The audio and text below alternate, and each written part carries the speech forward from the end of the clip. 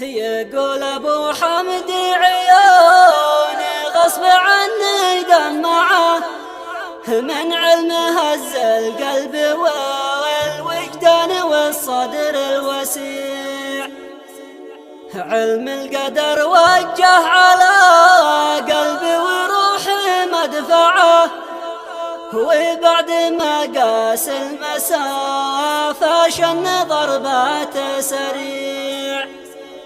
يوم الربوع أعلن هجوم عصر بالساعة 4، أخذ بمني وفلتني في الدنيا وجيع. يقول ابو حمد عيوني غصب عني دمعه من علمه هز القلب والوجدان والصدر الوسيع.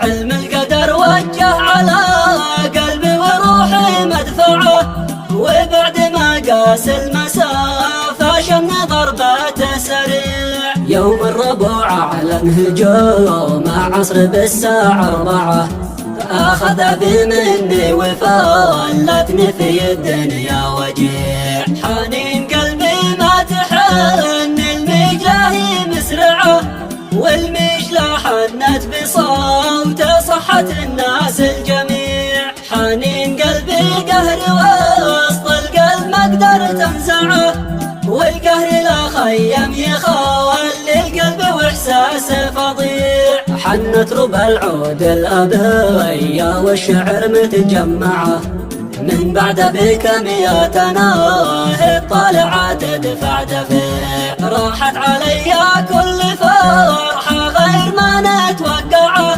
من بعد بقد شاب راس الطفل ذي عاده رضيع. حتى السلا عني رحل والحزن مثل القبعة، قد حط فوق الراس وانا صرت في الدنيا صريع. في عهد ابي صالح توحد صفنا ما اروعه، واليوم لا راعي وصار الذئب ينهش في القطيع. كنا كما الجامع وابي صالح مثل الصومعه، واليوم لا جامع ولا من يجمع الناس الجميع. حنين قلبي ما تحن طائرات المقلعه، من قهر من آهات من هول الحزن قلبي فظيع. حالي تحطم بعد موته والعروق تقطعه، والجسم بعد صار منهك واصبح الخاطر وجيع. انا شهد النار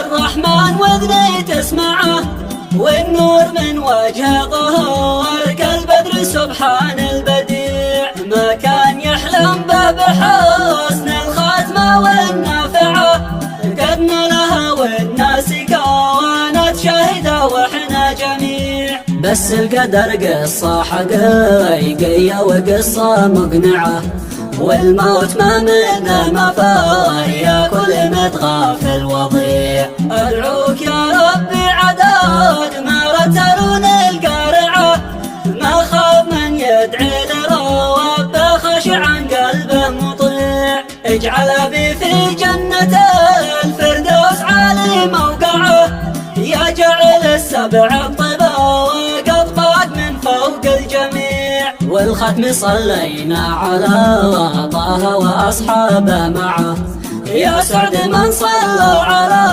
طه المشفع والشفيع.